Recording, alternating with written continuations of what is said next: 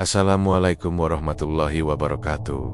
Hey, kembali lagi bersama saya, Arwah Gentayangan, dengan mengkupas tuntas kisah misteri yang ada di muka bumi ini. Dan jangan lupa like, lalu subscribe channel ini. Di sebuah kota kecil yang tak terlalu ramai, hiduplah sepasang suami istri bernama Pak Mulyono dan Bu Siti. Usia mereka sudah tak muda lagi, sekitar 45 tahun. Namun semangat mereka dalam menjalani hidup sangat besar. Mereka tinggal di sebuah rumah sederhana di belakang pasar, tak jauh dari toko baju dan celana milik mereka yang berdiri di deretan kios tua. Toko itu tidak besar, hanya cukup untuk memajang beberapa gantungan baju, tumpukan celana jeans, dan sebuah rak kecil berisi aksesoris seperti sabuk dan topi. Nama tokonya Sumber Rezeki. Walau tampak biasa saja, toko itu adalah sumber kehidupan utama mereka sejak belasan tahun lalu. Setiap pagi, Bu Siti sudah sibuk menyiapkan sarapan, lalu membuka kios bersama Pak Mulyono. Mereka menyambut pembeli dengan senyum ramah. Walaupun terkadang hasil yang didapat tidak seberapa. Terkadang dalam sehari, hanya 2 atau 3 pembeli saja yang mampir. Tapi mereka tetap bersyukur, karena rezeki selalu ada, walau kecil. Mereka punya satu anak laki-laki bernama Adit, siswa kelas 2 SMP. Adit adalah anak yang pintar dan penurut. Ia tahu orang tuanya tidak kaya, jadi ia jarang meminta sesuatu yang aneh-aneh. Sepulang sekolah, Adit sering membantu menjaga toko sambil mengerjakan PR. Namun sejak beberapa bulan terakhir, toko mereka mulai terasa semakin sepi.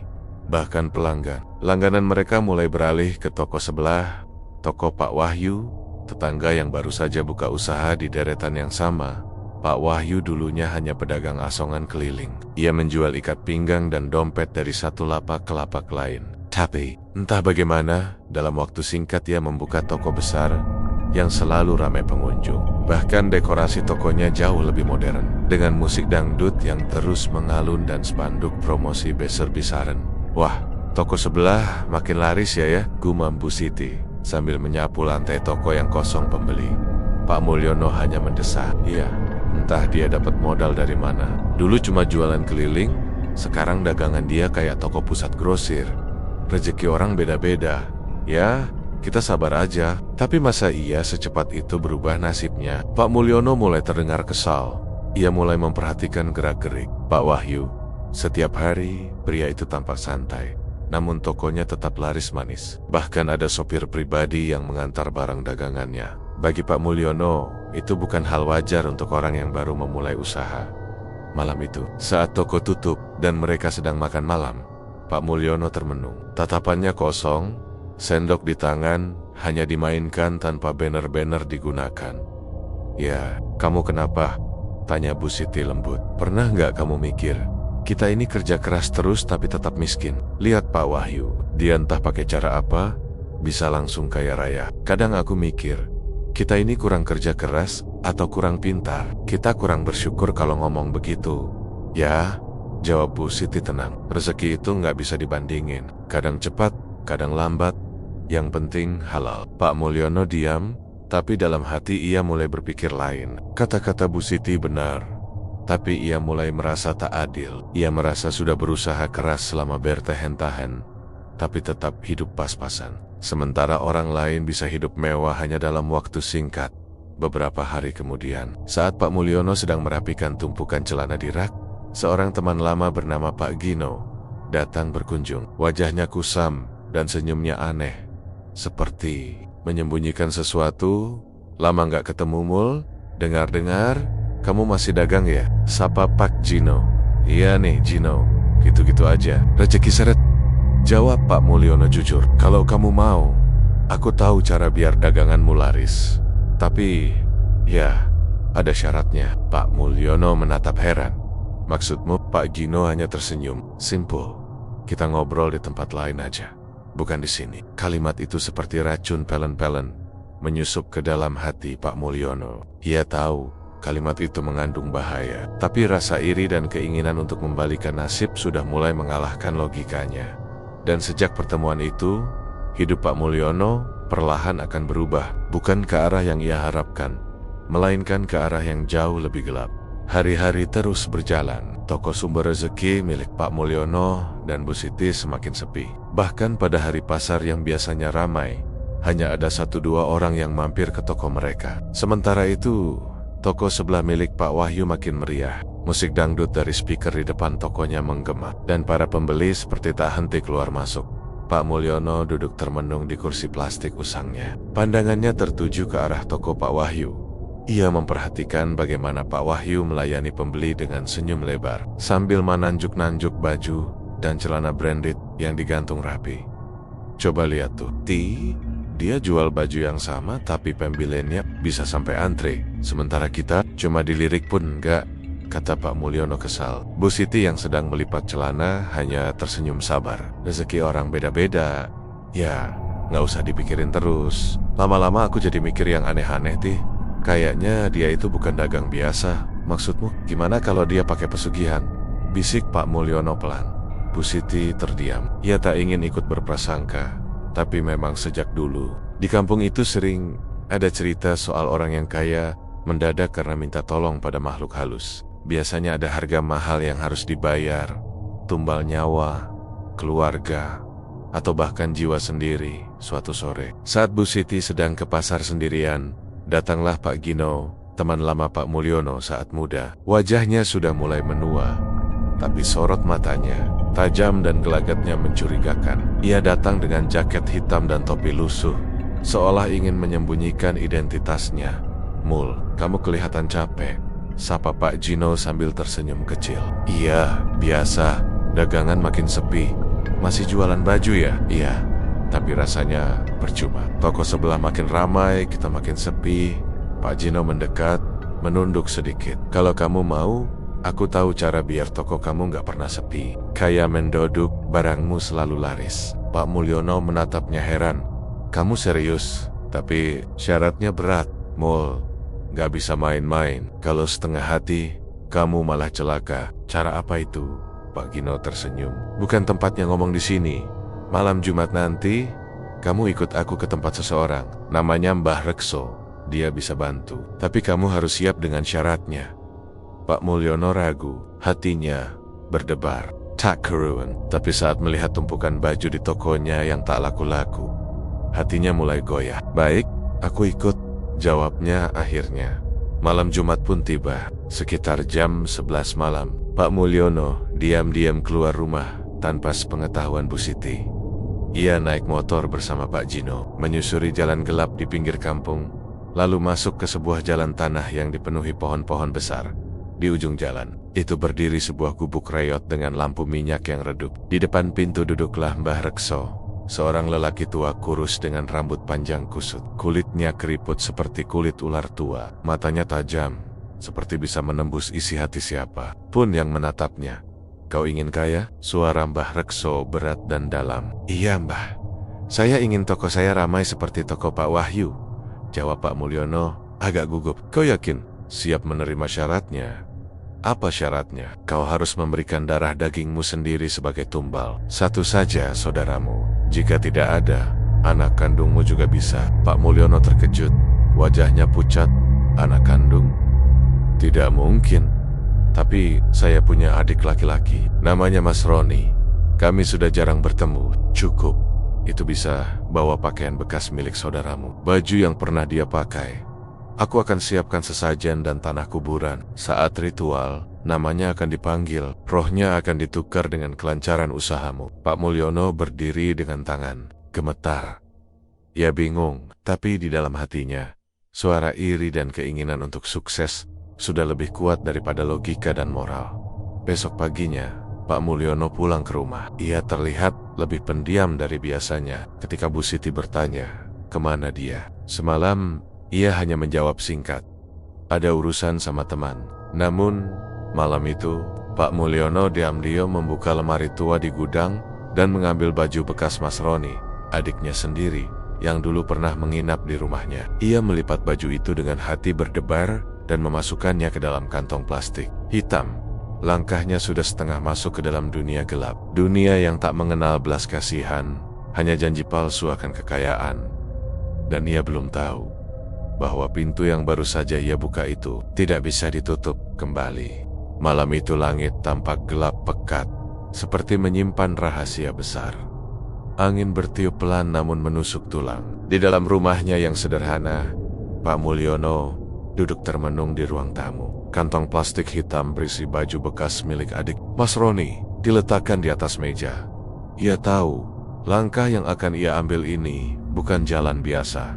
Ini jalan terlarang, tapi pikiran tentang toko yang sepi, utang yang menumpuk, dan rasa malu pada tetangga telah membutakan hatinya.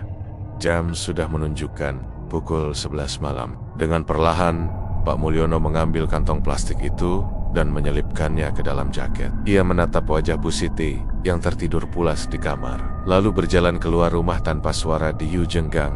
Pak Gino sudah menunggu dengan motornya. Tanpa banyak bicara, mereka melaju menuju pinggiran kampung, ke tempat tinggal Mbah Rekso, dukun tua yang dikenal hanya oleh kalangan tertentu. Mereka yang ingin kaya dengan cara cepat, tapi berani bayar dengan nyawa. Sesampainya di gubuk Mbah Rekso, suasana terasa makin mencekam. Gubuk itu hanya diterangi lampu minyak kecil dan bau dupa yang menyengat. Di halaman, tampak lingkaran tanah yang ditaburi bunga 7 rupa, segumpal tanah kuburan, serta sesajen lengkap, kepala ayam, nasi kuning, dan kemenyan. Pak Mulyono mulai gemetar, tapi Pak Gino menepuk pundaknya. Sudah terlanjur, Mul, jangan mundur. Dari dalam gubuk, muncul Mbah Rekso, matanya seperti tidak berkedip, tajam seperti menembus isi dada. Kau bawa bajunya? Tanyanya singkat. Pak Mulyono mengangguk dan menyerahkan kantong plastik itu. Mbah Rekso membuka kantong itu dan menghirup bau baju tersebut dalam-dalam. Lalu ia tersenyum. Cukup kuat ikatannya. Saudara kandungmu ini punya darah yang manis untuk makhluk bawah. Kemudian Mbah Rekso mulai membaca mantra dengan bahasa yang tak dimengerti. Suaranya serak dan berat, makin lama makin cepat. Ia meletakkan baju itu di atas tanah kuburan, lalu menyiramnya dengan darah ayam hitam yang baru saja disembelih. Asap dupa mengepul tebal. Langit seolah ikut bergetar. Angin berhenti. Suasana menjadi sangat sunyi. Lalu terdengar suara lirih dari arah semak-semak. Suara lirih yang mirip isak tangis. Pak Mulyono menoleh ke segala arah. Suara itu makin jelas. Lalu, Mas Mulyono, kenapa? Itu suara Mas Roni. Tapi dia tidak ada di situ. Hanya suaranya saja. Seperti suara dari dunia lain. Pak Mulyono panik. Namun Mbah Rekso langsung membentaknya. Diam, jangan goyah. Kalau kau ragu, kau akan binasa. Dengan gemetar, Pak Mulyono memejamkan mata. Dalam kepalanya, suara tangisan Mas Roni makin jelas. Tapi ia mencoba menahan diri. Ia ingin toko laris injen kaya. Ia ingin seperti Pak Wahyu. Ritual berlangsung sekitar 1 jam. Lalu Mbah Rekso berhenti. Keringat membasahi seluruh tubuhnya. Tapi senyum puas terpancar dari wajahnya. Mulai besok, tokonya akan ramai. Tapi ingat, ini bukan pemberian, ini perjanjian. Dan perjanjian harus ditepati. Pak Mulyono mengangguk pelan. Dalam hati, Ayat merasa tapi juga penasaran, apakah benar semua ini akan berhasil. Pagi harinya, Bu Siti heran melihat suaminya tampak berbeda. Wahannya lesu, tapi ada kilatan aneh di matanya. Kamu dari mana semalam? Pak Mulyono mengelak. Kita ngobrol soal usaha. Bu Siti tidak membantah, tapi hatinya merasa ada yang tak beres. Hari itu, untuk pertama kalinya dalam beberapa bulan, toko mereka ramai pembeli. Seorang ibu datang membeli 2 potong celana, lalu datang 2 remaja perempuan membeli baju kemeja. Bahkan ada sopir ojek online yang datang membeli 5 pasang kaos polos. Semua terjadi begitu cepat. Dagangan yang biasanya tak laku kini laris manis. Bu Siti terlihat senang, tapi Pak Mulyono hanya diam. Ia tahu ini bukan keberuntungan biasa. Ini akibat dari ritual semalam. Dalam hati, ia merasa senang, tapi juga dihantui rasa bersalah. Ia telah menyerahkan adiknya sendiri, Mas Roni, sebagai tumbal. Ia tak tahu apakah saudaranya itu masih hidup atau tidak. Ia tak berani mencari tahu. 3 hari setelah ritual, sebuah kabar duka datang dari luar kota. Mas Roni ditemukan meninggal di kamar kosnya. Penyebabnya tidak jelas. Tubuhnya kaku dengan wajah ketakutan. Matanya terbuka lebar seperti melihat sesuatu. Yang mengerikan, Polisi tidak menemukan tanda-tanda kekerasan. Hanya satu keanehan. Baju yang dikenakan Mas Roni hilang. Pak Mulyono hanya bisa menunduk saat menerima kabar itu. Ia tidak menangis, tidak juga bicara banyak. Dalam hati, ia sadar perjanjian itu nyata. Dan itu baru permulaan. Hari-hari setelah kematian Mas Roni terasa seperti mimpi bagi keluarga Pak Mulyono. Namun, bukan mimpi buruk melainkan mimpi manis yang penuh dengan uang, pembeli, dan keberuntungan. Setidaknya di permukaan. Sejak pagi hari, toko sumber rezeki mulai ramai. Belum sempat pintu dibuka penuh, sudah ada 2 pembeli yang menggatuk-getak sambil membawa uang pas. Barang-barang yang tadinya menumpuk karena tak laku tiba-tiba menjadi rebutan. Baju batik murahan yang biasanya dicibir pembeli, kini malah ludes dalam 1 jam. Pak Mulyono berdiri di balik meja kasir dengan wajah penuh senyum. Matanya berbinar, hatinya seperti berbunga-bunga. Sementara itu, Bu Siti sampai kelelahan melayani pelanggan. Berkali-kali ia bertanya dalam hati, ada apa ini sebenarnya? Kenapa mendadak laris begini? Adit, anak semata wayang mereka, yang biasanya hanya membantu, sesekali kini ikut sibuk mencatat stok yang keluar. Ia ikut gembira melihat toko keluarganya hidup kembali. Ya, kita lagi hoki ya. Nggak nyangka bisa seramai ini, kata Adit sambil tersenyum. Pak Mulyono mengangguk. Rezeki anak soleh, jawabnya, mencoba menyembunyikan rasa bersalah. Di balik tawa kecil, beberapa minggu berlalu, dan bukan hanya tokonya yang berkembang. Uang datang dengan cepat. Pak Mulyono membeli etalase baru, rak baju modern, bahkan mengganti seluruh stok dengan barang-barang impor dari Jakarta. Toko mereka menjadi sorotan. Banyak pembeli mulai meninggalkan toko Pak Wahyu dan beralih ke toko Samber Seki. Pak Wahyu pun terlihat kesal. Beberapa kali ia memelototi toko Pak Mulyono dari seberang kios. Tapi Pak Mulyono tak peduli. Ia merasa dirinya sekarang lebih hebat. Ia sudah membayar harga demi semua ini. Namun di balik kesuksesan yang menggiurkan itu, satu persatu tanda-tanda aneh mulai muncul. Awalnya, hal-hal kecil. Sebuah cermin di ruang ganti tiba-tiba retak, padahal tidak ada yang menyentuh. Kucing hitam sering mondar-mondir di depan toko, lalu menghilang begitu saja tanpa jejak. Lampu toko kadang menyala sendiri saat tengah malam, meski semua sudah dimatikan. Lalu, suara-suara mulai terdengar. Suatu malam, Adit terbangun dari tidurnya dan mendatangi kamar orang tuanya. Bu, ya, tadi Adit dengar suara orang manggil-manggil dari belakang rumah.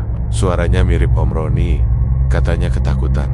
Pak Mulyono langsung terdiam. Wajahnya pucat, matanya menatap kosong ke arah langit-langit kamar. Bu Siti heran. Kamu mimpi kali, Dit. Tapi Adit bersikeras. Enggak, Bu, aku dengar jelas banget. Suaranya pelan, kayak orang kesakitan. Pak Mulyono hanya bisa memeluk anaknya sambil berkata pelan, sudah, tidur lagi ya nak. Hari berikutnya, keanehan mulai merambah ke toko. Salah satu pembeli mendadak pingsan begitu mencoba celana di ruang ganti. Bu, tadi saya lihat ada orang berdiri di belakang saya. Bajunya compang-camping, matanya putih semua, kata pembeli itu sambil gemetar. Setelah sadar, lalu seorang karyawan baru yang direkrut membantu toko hanya bertahan 2 hari. Ia pamit tanpa alasan. Saat ditanya, ia hanya berkata, maaf, saya nggak tahan. Saya ngerasa diawasi terus dari dalam toko. Bu Siti mulai merasa ada yang janggal. Ia mencoba bertanya pada suaminya, tapi Pak Mulyono selalu mengalihkan pembicaraan. Sampai suatu malam, Bu Siti memutuskan membersihkan gudang sendirian. Ia melihat sesuatu yang membuat darahnya langsung dingin. Di balik tumpukan kardus, ia menemukan baju milik Mas Roni, penuh bercak darah kering, tersimpan rapi dalam plastik hitam. Tubuhnya lemas, air matanya menetes pelan. Ia langsung mendatangi Pak Mulyono yang sedang duduk di depan rumah. Ini apa, Mas? Tanya Bu Siti, matanya berkaca-kaca. Pak Mulyono tak menjawab, hanya menunduk dalam-dalam. Kamu tumbalin Mas Roni demi toko ini. Pak Mulyono menangis. Aku nggak punya pilihan, Ti. Semua ini demi kita, demi Adit. Aku cuma ingin kita hidup lebih baik. Bu Siti tak bisa berkata-kata. Ia hanya menangis dalam diam. Apa artinya uang dan toko besar Jika didapat dari darah saudara sendiri, apa arti kesuksesan kalau harus menyimpan dosa sebesar itu? Malam itu, suasana rumah sangat dingin, bukan karena angin, tapi karena ketakutan. Bu Siti mengurung diri di kamar. Adit tak tahu apa-apa, hanya merasa orang tuanya mulai berubah. Sementara itu, di luar rumah, suara ketukan pelan terdengar dari pagar depan.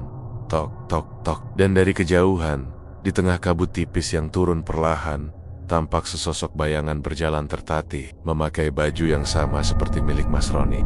Sejak malam itu, suasana di rumah Pak Mulyono berubah, bukan lagi hangat seperti dulu. Kini, udara selalu terasa dingin, meski jendela sudah ditutup rapat. Kadang-kadang, ada suara seperti bisikan dari balik lemari, atau langkah kaki pelan di atas genteng, padahal rumah mereka hanya satu lantai. Bu Siti mulai sering termenung. Matanya sayu, tubuhnya semakin kurus. Ia sulit tidur sejak menemukan baju berdarah milik Mas Roni. Rasa curiga yang dulu ia pendam, kini berubah menjadi kepastian. Suaminya telah benar-benar melakukan sesuatu yang tidak masuk akal, mengorbankan saudara kandungnya sendiri. Adit, anak semata wayang mereka, juga mulai berubah. Ia jadi pendiam, matanya sering kosong seperti melamun. Dan yang paling mengganggu, ia mulai bermimpi buruk setiap malam. Bu, ya, Adit terbangun dengan napas tersengal di suatu malam. Keringat membasahi keningnya. Pak Mulyono masuk ke kamar dan duduk di samping tempat tidur anaknya. Ada apa, Dit? Adit mimpi ketemu Om Roni, tapi matanya putih semua. Ya, bibirnya sobek. Dan dia bilang, ini belum selesai. Pak Mulyono langsung membeku. Matanya menatap lantai tanpa fokus. Tangannya menggenggam erat lututnya sendiri. Bu Siti masuk dan langsung memeluk Adit. Ia menangis, tapi mencoba menenangkan. Sudah, nak. Itu cuma mimpi buruk. Tapi mereka semua tahu itu bukan mimpi biasa. Keesokan harinya, toko tetap buka seperti biasa. Tapi ada sesuatu yang janggal. Salah satu pembeli perempuan mendadak pingsan saat sedang memilih celana. Saat siuman, ia menangis ketakutan dan berkata, saya lihat bayangan laki-laki berdiri di dalam cermin, matanya kosong, bajunya penuh darah. Bu Siti yang mendengar itu langsung menggigil. Ia meminta izin pulang lebih dulu, meninggalkan Pak Mulyono yang mulai panik. Namun tak sampai sejam kemudian, lampu di toko tiba-tiba padam. Semua barang dagangan jatuh dari rak, padahal tak ada angin. Tak ada gempa, bahkan kursi tempat Pak Mulyono duduk sempat bergerak sendiri sejauh 1 meter. Salah satu tetangga yang melihat dari luar bahkan berkata, aku lihat dari kaca, Mul, di dalam toko ada 2 orang. Tapi kamu sendirian kan? Di rumah, keadaan tak kalah menyeramkan. Pagi-pagi, Bu Siti menemukan bekas telapak kaki penuh lumpur di ruang tengah. Telapak itu basah, panjang dan mengarah ke kamar Adit. Tapi malam sebelumnya, semua pintu dan jendela dikunci rapat. Suatu malam, Adit kerasukan. Ia sedang tidur ketika tiba-tiba duduk tegak, membuka mata libar-libar dan berbicara dengan suara berat. Kau pikir ini cukup, Mulyono? Aku belum tenang. Aku belum selesai. Bu Siti menjerit ketakutan, sementara Pak Mulyono hanya bisa menangis. Ia mencoba menyadarkan anaknya, tapi Adit terus mengoceh dengan suara bukan miliknya. Kemudian, ia tertawa. Tawa dingin yang membuat bulu kuduk siapapun berdiri. Setelah itu tubuh Adit jatuh lemas, tak sadarkan diri. Mereka segera memanggil Ustadz setempat untuk membaca doa-doa di rumah. Tapi saat sang Ustadz membaca ayat-ayat suci, lampu rumah mati dan asap kemenyan keluar dari bawah lemari. Padahal tak ada yang menyalakan apapun.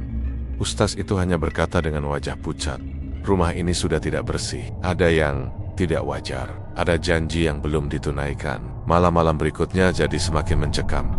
Pak Mulyono sering bermimpi didatangi Mas Roni.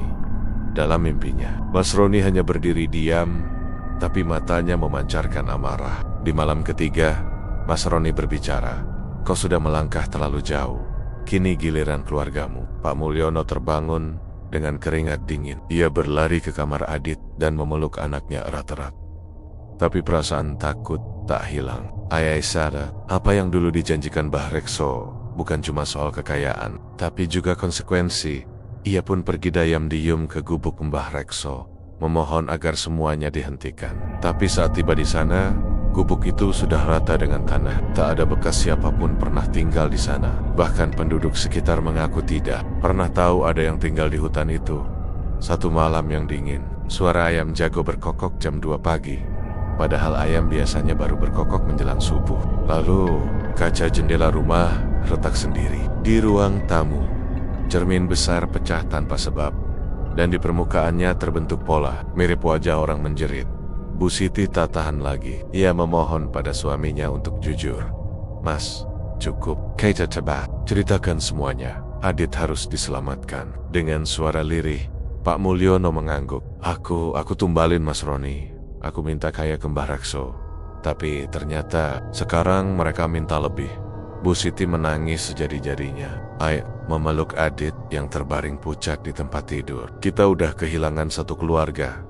Mas jangan sampai kehilangan semuanya. Di luar Rama, malam semakin larut. Angin berhembus pelan, membawa bau anyir seperti darah. Dari kejauhan, suara lonceng kecil terdengar. Lalu, di depan pagar rumah, sesosok bayangan kembali muncul. Dia berdiri diam, bajunya compang-camping. Matanya putih semua, itu Mas Roni. Tapi kini, dia tidak sendiri. Ada 3 bayangan lain di belakangnya. Dan malam itu, mereka datang menagih. Sudah seminggu sejak malam itu, sejak bayangan Mas Roni muncul di depan rumah. Sejak itu pula, keluarga Pak Mulyono hidup dalam ketakutan yang tidak berujung. Malam mereka tak pernah tenang. Setiap hari terasa seperti berjalan di atas tanah. Kuburan, sunyi dan dingin. Meskipun matahari bersinar terang, Adit sering jatuh sakit. Tubuhnya lemah, wajahnya pucat, dan matanya seperti kosong. Ia kerap menggigil, meski cuaca panas, dan lebih sering diam daripada bicara. Bu Siti hampir setiap hari menangis sambil memeluknya. Sementara itu, Pak Mulyono seperti orang linglung. Ia sering termenung di depan toko yang kini perlahan kembali sepi. Pembeli mulai menjauh, entah kenapa. Padahal tidak ada yang berubah dari harga atau dagangan mereka. Satu malam, Pak Mulyono bermimpi lagi. Dalam mimpi itu, ia berada di sebuah hutan gelap yang sunyi. Hanya terdengar suara langkah kaki dan desiran angin. Tiba-tiba, Mas Roni muncul dari balik pohon. Kali ini tak sendiri. Di belakangnya ada 3 sosok mengerikan. Tubuh mereka hangus seperti arang. Mulutnya menganga lebar, dan mata mereka meneteskan darah. Mulyono, kau pikir ini selesai dengan satu tumbal? Perjanjian itu tidak sesingkat itu. Mereka haus darah keluarga. Pak Mulyono terbangun dengan napas memburu, dan tubuh basah oleh keringat dingin. Suara-suara itu masih terngiang jelas di telinganya. Ia tahu, mimpi itu bukan sekadar bunga tidur. Itu adalah peringatan. Hari berikutnya, sesuatu yang mengerikan terjadi. Seorang keponakannya, anak dari adik perempuannya, ditemukan hilang secara misterius. Anak itu pamit pergi mengaji, tapi tak pernah kembali. Beberapa hari kemudian, tubuhnya ditemukan di sebuah sungai, mengambang dengan wajah ketakutan dan lidah terpotong. Keluarga besar geger, tapi anehnya, Pak Mulyono tak menangis. Ia hanya diam di kamar, menatap dinding. Dalam hati, ia sadar, itu bukan kebetulan. Ia mencoba melawan bisikan yang mulai menguasai pikirannya. Namun, bisikan itu datang lagi dan lagi. Kau janji, kau terikat, kau harus beri tumbal. Kalau tidak, istrimu, anakmu. Pak Mulyono tak tahan. Ia kembali mencari Mbah Rekso, berharap ada jalan keluar. Ia menyusuri kembali hutan tempat ia pernah melakukan ritual. Namun kali ini ia tak menemukan gubuk atau jejak apapun. Tapi saat hendak pulang, tiba-tiba muncul kabut tebal. Don tidak. Kabut itu, sesosok tubuh berdiri Mbah Rekso. Datang lagi ya. Suara Mbah Rekso berat dan terdengar seperti dari 2 arah. Aku ingin berhenti, Mbah. Aku nggak kuat. Tolong batalkan semuanya, ujar Pak Mulyono memohon. Ambil. Hanya tertawa pendek. Sudah terlambat. Kau sudah menikmati hasilnya. Kau sudah rasakan nikmatnya. Tak ada jalan kembali kecuali satu. Apa itu? Kau harus beri tumbal baru. Pak Mulyono mundur beberapa langkah. Panik. Tidak, saya sudah kehilangan Mas Roni. Keponakan saya juga sudah diambil. Dera, keluarga belum cukup. Mereka belum puas kalau kau menolak. Mereka akan ambil sendiri. Pak Mulyono menjerit dalam hati. Dunia seperti runtuh. Ia berlari pulang dalam ketakutan, membawa satu kenyataan mengerikan.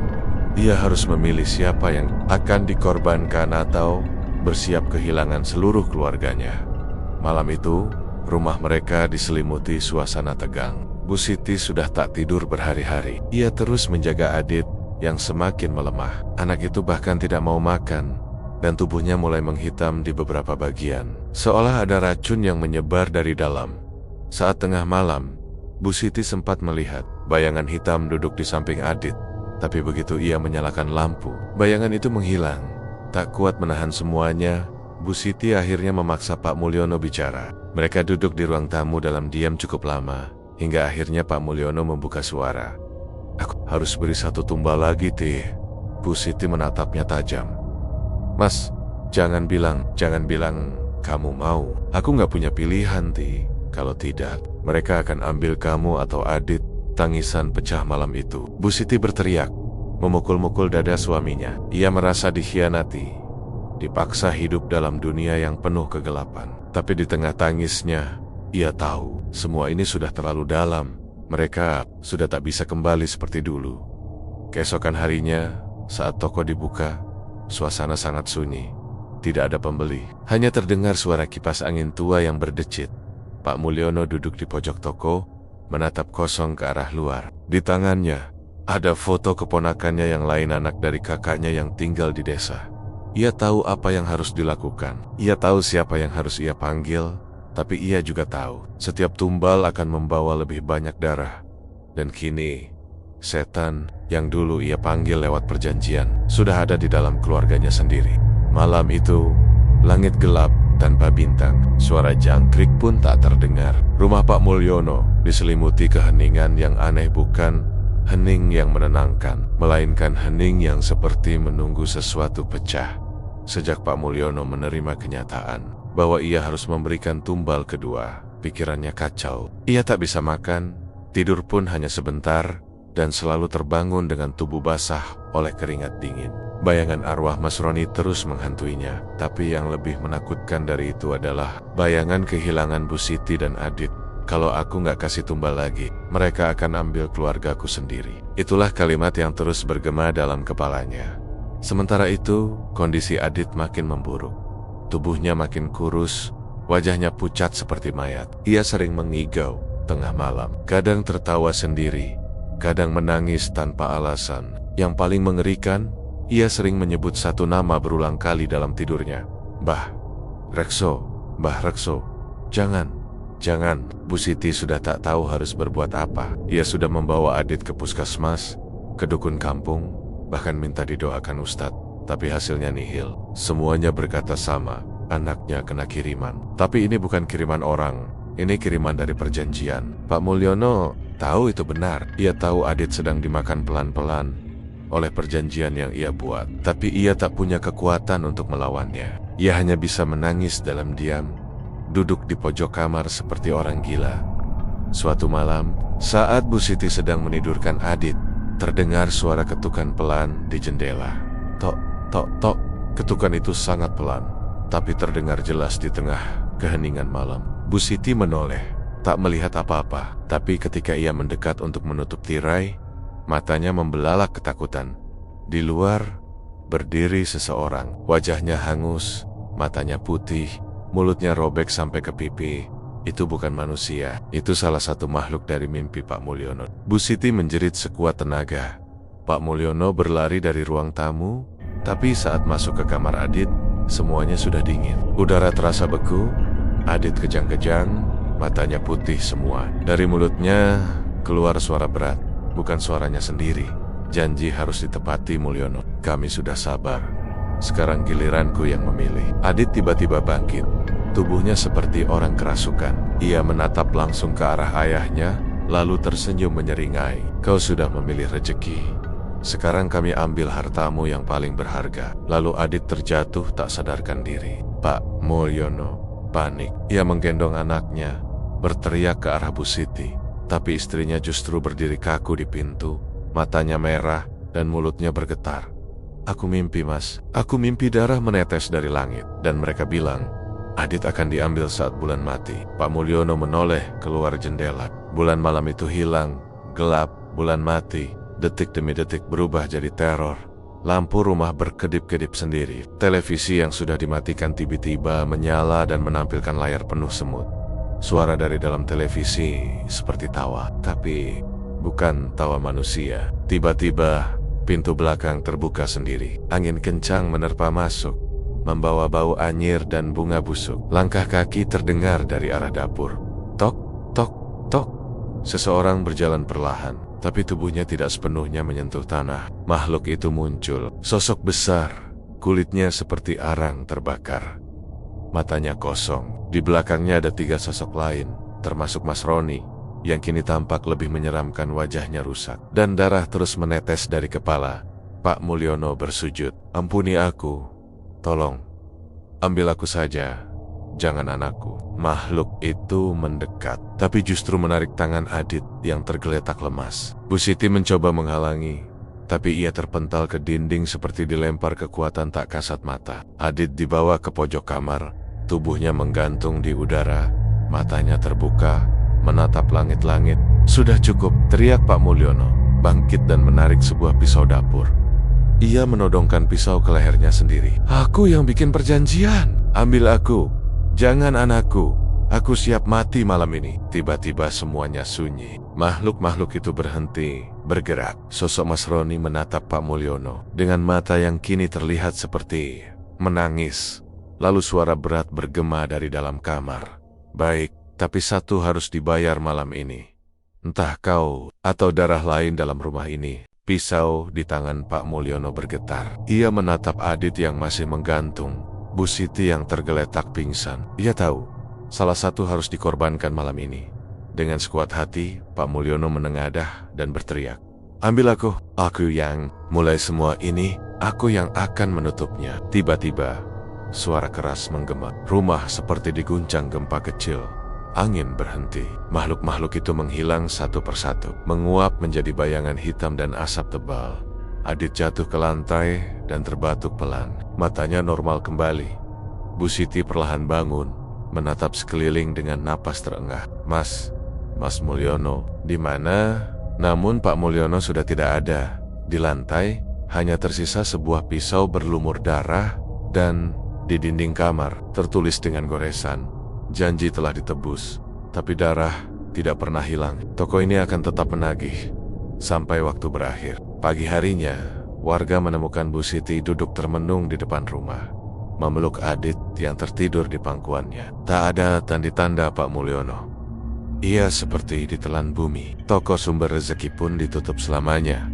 Namun setiap malam Jumat Kliwon, warga sekitar mengaku melihat lampu toko itu menyala sendiri, dan ada suara-suara pelan dari dalamnya. Suara Pak Mulyono menawarkan baju dan celana.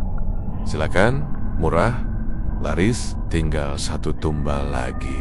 Pagi itu, kabut turun lebih tebal dari biasanya. Warga kampung mulai berkumpul di depan rumah Pak Mulyono yang sudah seminggu terakhir tertutup rapat. Rumah itu terlihat seperti tak berpenghuni, walau sesekali terdengar suara tangisan lirih dari dalam. Bu Siti duduk di lantai ruang tamu, memeluk Adit yang tubuhnya semakin kurus. Matanya kosong menatap ke dinding. Ia sudah tak tahu lagi apa itu siang dan malam. Setelah kepergian Pak Mulyono secara misterius malam Jumat Kliwon lalu, hidupnya terasa hampa. Suaminya lenyap tanpa jejak, seperti ditelan bumi, hanya meninggalkan noda darah di lantai dan goresan mengerikan di dinding kamar. Janji telah ditebus, tapi darah tidak pernah hilang. Toko ini akan tetap menagih sampai waktu berakhir. Goresan itu belum juga ia hapus. Ia mencoba menghapusnya berkali-kali dengan air, dengan sabun, bahkan dengan minyak tanah, tapi tetap takil. Seolah dinding itu menyimpan sumpah. Beberapa malam kemudian, Adit mulai bicara lagi. Tapi ucapannya membuat bulu kuduk siapapun berdiri. Bu, malam tadi aku mimpi ayah datang. Dia ngomong apa nak? Dia minta kita bakar tokonya. Katanya, itu satu-satunya cara biar semua ini selesai. Bu Siti menatap anaknya dengan bingung, tapi hatinya mulai merasa mungkin mimpi itu bukan hanya bunga tidur. Sudah terlalu banyak tanda-tanda tak wajar. Sejak malam hilangnya Pak Mulyono, lampu toko mereka selalu menyala sendiri setiap malam Jumat Kliwon. Beberapa warga yang lewat mengaku mendengar suara seperti orang menawarkan dagangan dari dalam toko, celana murah, baju baru, tinggal tumbalnya saja. Seorang pemuda bahkan sempat mencoba mengintip dari jendela toko, tapi esoknya, ditemukan mengigau dan tak bisa bicara selama 3 hari. Saat sadar, ia cuma bisa bilang, "Di dalam sana ada banyak yang berdiri diam. Semua menatapku. Semua matanya putih." Bu Siti akhirnya memberanikan diri pergi ke tokonya sendiri. Saat malam Jumat Kliwon, ia masuk sendirian, hanya membawa senter dan Al-Quran kecil di genggaman. Begitu melangkah masuk, hawa dingin langsung menyergap. Rak baju yang dulu rapi kini dipenuhi debu. Namun, anehnya, baju-baju di sana tampak baru, bersih dan terlipat, rapi, seperti ada yang masih merawatnya.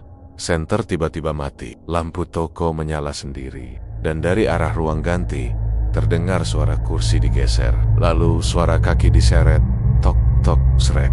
Bu Siti berusaha tenang. Ia membaca ayat kursi, sambil melangkah perlahan, menuju bagian belakang toko. Tapi sebelum ia sempat sampai ke sana, cermin besar di ujung toko tiba-tiba memantulkan bayangan suaminya Pak Mulyono. Wajahnya pucat, mulutnya bergerak pelan. Bakar semuanya. Mereka tak akan berhenti. Aku sudah jadi bagian dari mereka. Seketika itu juga, suara-suara lain mulai berdatangan. Terdengar seperti bisikan, seperti tangis, seperti jeritan orang-orang yang pernah dijadikan tumbal.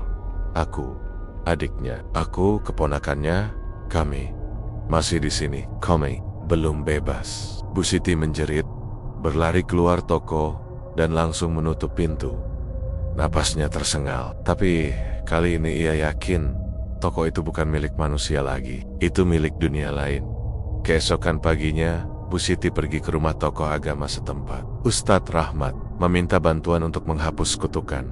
Ustadz Rahmat berkata, toko itu tidak bisa disucikan dengan doa saja, karena ada darah yang mengikat. Satu-satunya cara, bakar tempatnya, biar mereka tak lagi bisa menjelma. Malam harinya, Bu Siti menggendong Adit keluar dari rumah, lalu menyiram toko dengan minyak tanah. Tetangga sudah berkumpul, sebagian melarang, sebagian mengerti. Tapi Bu Siti tak peduli. Ia menyalakan korek api dengan tangan gemetar. Saat api mulai menyambar dinding kayu, terdengar jeritan mengerikan dari dalam toko. Suara-suara mengaduh, meminta tolong, memaki, dan menangis. Tapi Bu Siti tetap berdiri tegak. Ia tahu itu bukan manusia. Itu adalah roh-roh yang tertahan karena perjanjian Pak Mulyono. Api membakar seluruh bangunan. Langit malam itu merah menyala, dan dari kobaran api, beberapa warga mengaku melihat bayangan sosak-sosak berjalan masuk ke dalam api, termasuk sosok pria yang menyeret rantai mirip Pak Mulyono. Setelah toko habis dilalap api, suasana berubah. Rumah Bu Siti terasa lebih tenang. Adit mulai pulih, meski kadang masih bermimpi buruk. Namun, mimpi buruknya perlahan memudar. Bu Siti memutuskan menjual rumah dan pindah ke desa tempat keluarganya tinggal. Ia ingin memulai hidup baru bersama Adit, jauh dari tempat yang pernah jadi neraka. Namun sebelum pergi, ia sempat berdiri di puing-puing bekas toko yang kini hanya tanah gosong. Di tengah puing itu, ada satu benda yang tak terbakar sama sekali. Cermin besar. Cermin itu berdiri tegak, dan di dalam pantulannya, Bu Siti melihat bayangan Pak Mulyono tersenyum, lalu perlahan menghilang. Sudah 2 bulan berlalu sejak Bu Siti membakar toko yang pernah menjadi awal dari bencana keluarganya. Ia kini tinggal di sebuah desa kecil, jauh dari hiruk-pikuk kota, di rumah peninggalan orang tuanya. Ia menghabiskan hari-harinya berkebun, memasak, dan menjaga Adit yang sudah mulai membaik. Anak itu kini bisa tersenyum lagi, meski terkadang masih terdiam jika malam mulai larut.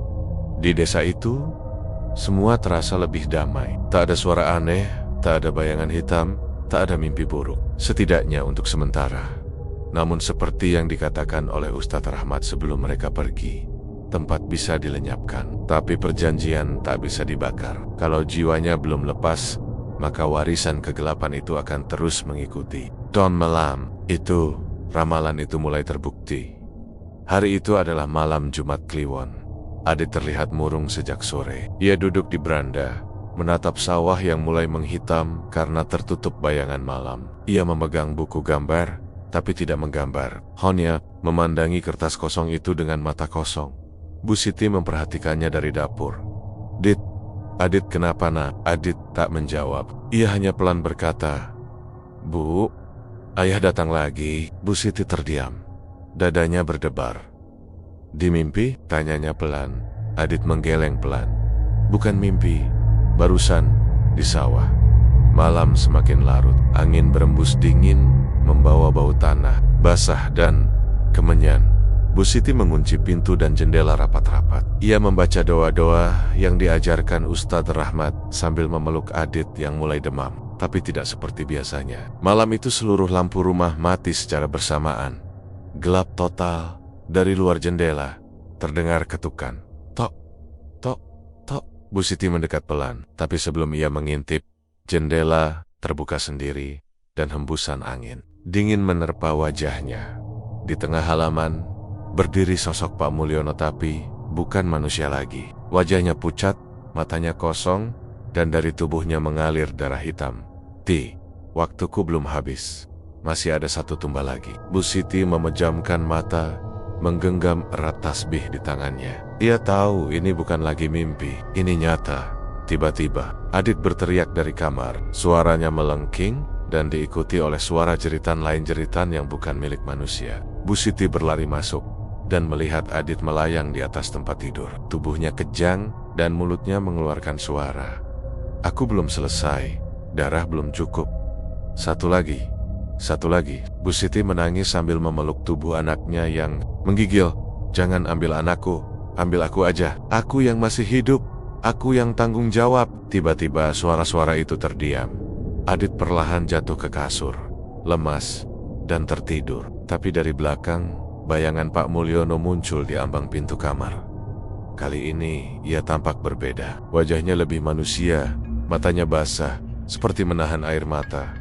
Maafkan aku, tapi aku tak bisa pergi sebelum satu tumbal terakhir ditebus. Aku telah menyerahkan darah keluarga dan mereka belum puas. Bu Siti menangis.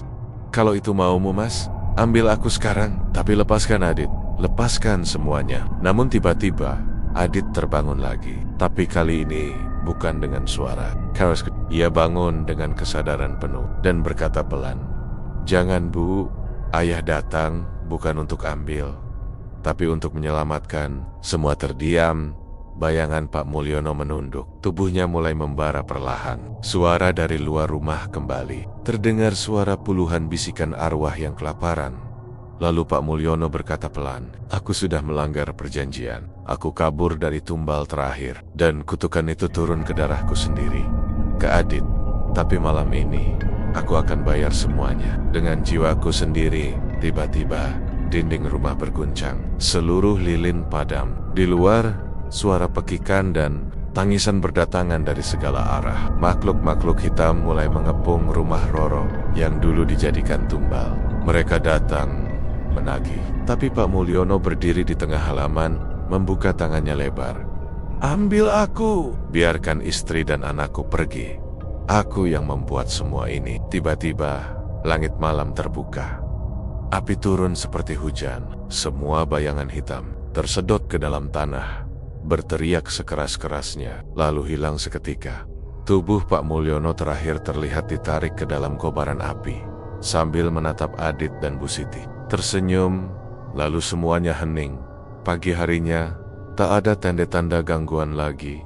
Lampu menyala seperti biasa. Udara terasa hangat. Adit bangun dengan wajah segar untuk pertama kalinya. Bu Siti menangis memeluknya. Sejak malam itu, tak ada lagi mimpi buruk, tak ada bayangan, tak ada jeritan. Tapi setiap malam Jumat Kliwon, Bu Siti selalu menyalakan lilin kecil di depan rumah dan meletakkan sehelai baju lama milik Pak Mulyono di atas meja sebagai pengingat, bukan untuk memanggil, tapi untuk mengenang orang yang pernah tersesat dan akhirnya menebus segalanya dengan jiwanya sendiri.